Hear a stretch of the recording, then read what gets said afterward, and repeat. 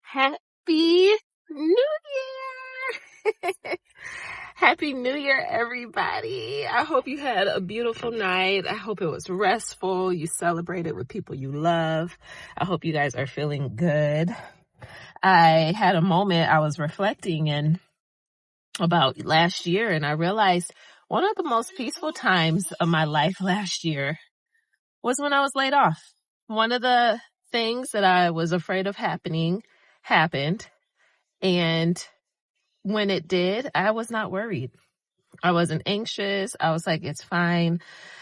It was one of the most peaceful times and moments that I had because it gave me time to dream. It gave me time to journal. It gave me time to think. My nervous system started to reset and relax because the job started to become a little bit of internally frustrating. It started to become soul sucking, to be honest, because it wasn't in alignment for me anymore. And I was thinking to myself, what do I need to do this year to give myself that same form of permission? What do I need to do this year to give myself that same level of love, that same level of commitment, that same level of opportunity? And what do I need to say no to so I can stop repeating certain cycles that I don't need to be in? Loaded question walking out of the door on the way to the gym, right?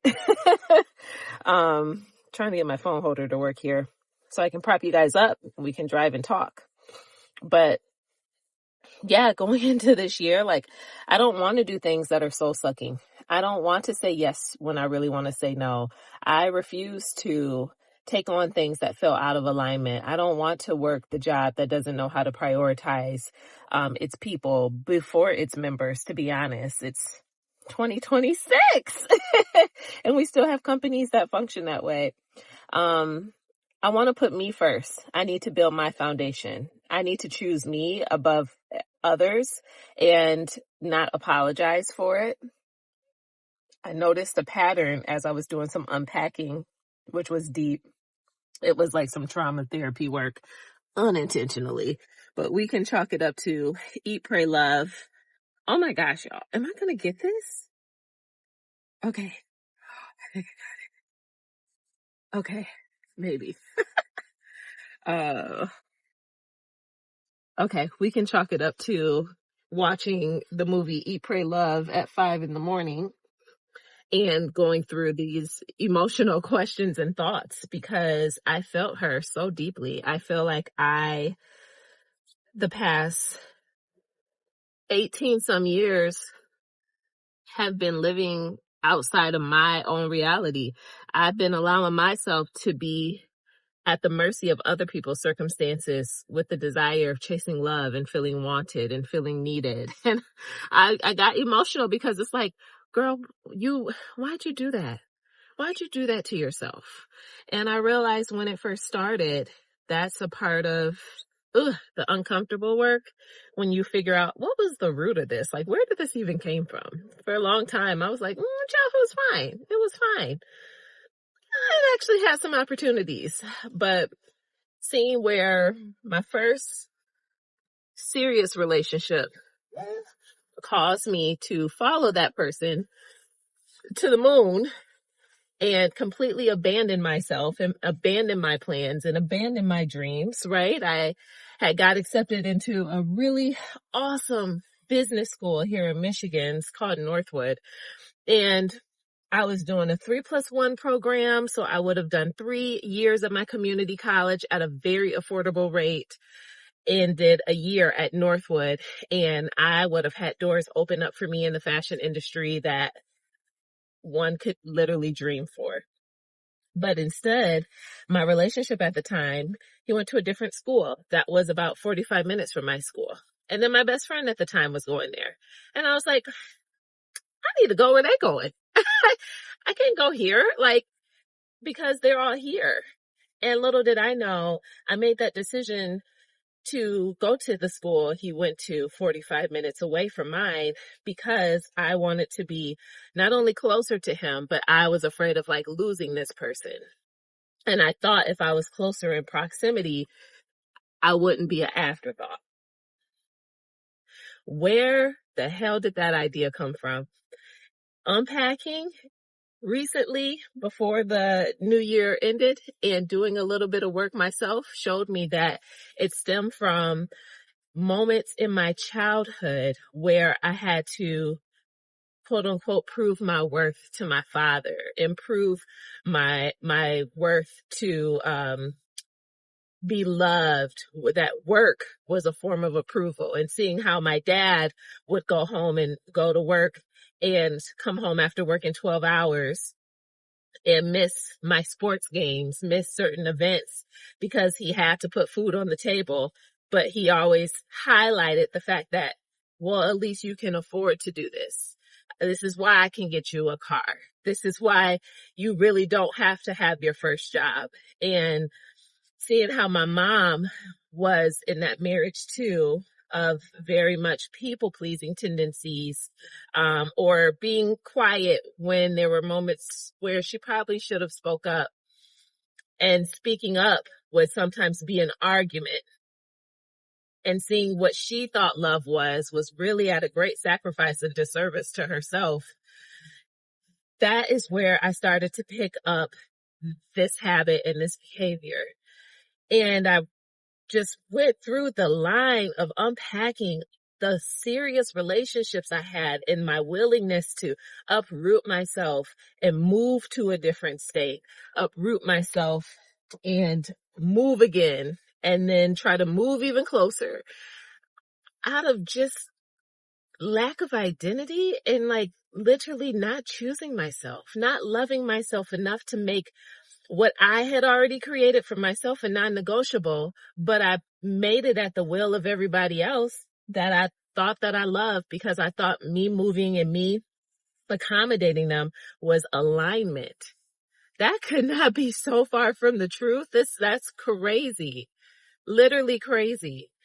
And when I tell you, I cried because it made me grieve the woman that I could have been 15 years ago when this started, 18 years ago. It made me grieve the opportunities that I probably missed going a whole different direction. I didn't even want to stay in Michigan, which is where I'm from. I saw myself going to be a merchandise buyer for some big name fashion company out in New York. I saw myself living life there in a big city. It's something about when you grow up in a small city and you haven't been able to expand your wings. You just want to run as far away from it as you possibly can the moment that you can. It's just something about hitting 18 and being like, all right, I'm out. I'm about to go figure this stuff out myself because I know what this has to offer and this ain't it anymore. And I don't want to be a part of this. So I'm about to go find out where I want to go and just frolic and flock and whatever. And fall and get back up. It's like you are at the age where you are risky, so you don't mind taking the risk because you feel like you don't have anything to lose. And that's exactly where my mind was.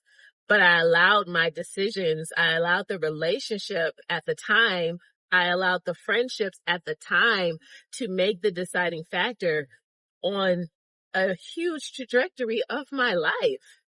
And then I didn't stop.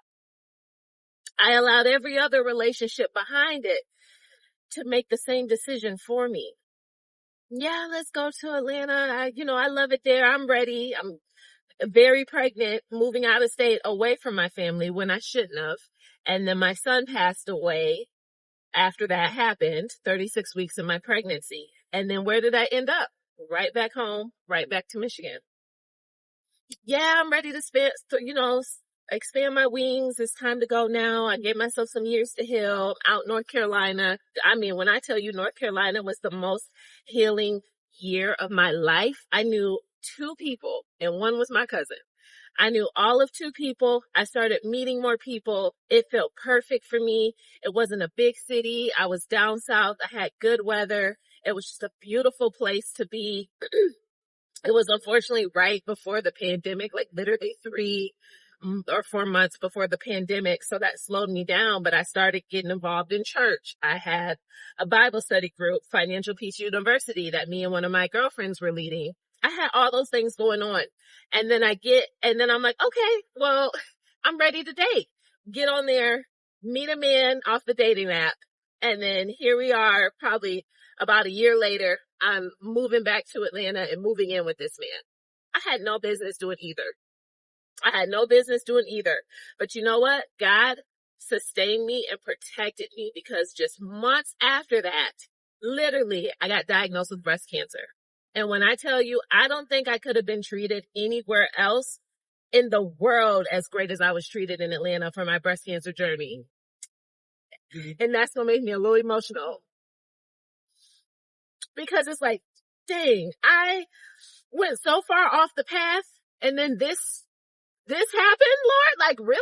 Breast cancer? But he covered me. He took care of me. He went before me and provided for me. I tell you, that team that I had, 10 out of 10 would recommend every single time. Don't recommend the breast cancer. But I'm saying, like, even in the midst of my poor decisions, even in the midst of being out of alignment, even in the midst of disobedience, God still provided for me. He still went before me, and he still made the crooked place straight. I had one appointment down there when I called after I had the testing, after we knew it was positive, and I had to start getting these different biopsies and different stuff. And I called into one of the hospitals at Northside, and the lady was like, "Oh, Renee," she was like, "we were expecting you." She was like, "Dr. Garcher called ahead and let us know you'd be coming." She was like, "We're excited to meet you. We're looking forward to helping you on this journey." And I never forgot that. I never forgot that, because I needed that. And then going through all of that, the relationship ends, and then I look up, I'm in a situationship that I thought it was healthy, because the person had to be a good heart, but we just didn't align. And out of that situationship, I saw where there were certain tendencies where I needed stability. I needed someone that felt like a provider, because I just went through this hard season of cancer. I went through the season of a past relationship ending. I kind of just needed a moment where I was cared for, and I was. And then I moved closer to this person, making an irrational decision. Now, I loved my apartment. I'm not going to hold you. Okay. Like, I had looked at a bunch of different apartments, and like where I landed was like perfect for me. But where I landed was in such close proximity to this person. When I look back at the pattern, it's like I moved closer to him because I wanted to make myself more available and more convenient for him to try to make it work. Well, once again, making shifts and changes for another person. And then you come all the way fast forward to today, stepping into 2026, a month and a week and a half fresh out of a relationship ending. I was in the position where I thought, okay, Lord, this must be my husband. You may be telling me to stay in Michigan. I'm going to plant and just see what's going on and how it's navigating. And today's reality is the relationship is no longer present. I have nothing negative to say by any means, because there is nothing negative to say. That was that. I don't think I've loved somebody like I love this person, or hadn't experienced this type of love since my first. And just opened me up and led me to this reality. I probably wouldn't have even realized or unpacked this level of trauma thinking had this breakup not occurred. I probably wouldn't have had this awakening had that breakup not occurred. Because I didn't realize until the other night, 5 a.m., watching Eat, Pray, Love. Towards the end of the movie, in that scene where she basically just kind of recapped her experience with Katut, and then her experience with the teachers in her life, the different men. She was like, maybe these people were meant to be teachers. They were people that I learned from. And I can very well see for me that these relationships and these men were teachers for me. And I learned different things from them, but I learned many things about me through them. And Maybe I had to get to this moment and this breaking point to have this realization and this understanding of, girl, you've been doing it wrong. You've been doing it wrong. I'm not even embarrassed to admit that. It's a vulnerable thing to say, especially at the age of 36. I'll be 37 next month. Especially. But it is so much better for me to have gotten that and figured it out than to have kept proceeding on forward with life, dating people, trying to make myself the main character in their reality, in their life that they've already created. That's not what I'm meant to do. I had one good year, and I was looking back at like, why did 2023 feel like one of the best years of my life? And why did 2019 feel like a great year too? It's because those were the only 2 years where I chose me. Those were the only 2 years that I started to romanticize myself and be in relationship with myself and date myself. I didn't prioritize any man. And hear me out. I'm not saying there's anything wrong with a relationship. I'm saying because of the pattern that I was on and I was following, I needed that solo time to myself. I needed to just be about Renee, because when you can just be about you, you don't have the noise of other people. You don't have their desires distracting you. You don't have trying to meet their needs distracting you. You're able to get clear on who you are and understand yourself, learn yourself, why you like what you like, why you do what you do, heal and become aware of certain patterns like I was able to do just recently, and unlock different levels of connection with yourself that very well may not have happened if you had somebody else in place. That's why those 2 years were the best years of my life, because they weren't focused on anyone else. They weren't centered on anyone else. I designed the apartment the way that I wanted to. I purchased the green sofa because I wanted a splash of color.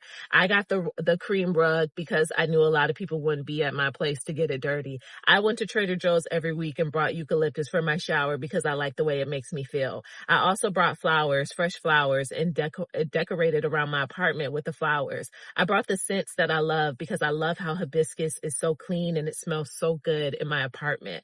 I literally did the things that I wanted to do outside of being at my parents', outside of living with my grandma, outside of living with a man, outside of moving in with a man and moving into his place and having to deal with what he had set up, outside of like having spaces where I was always at the mercy of other people, never at the creation of myself.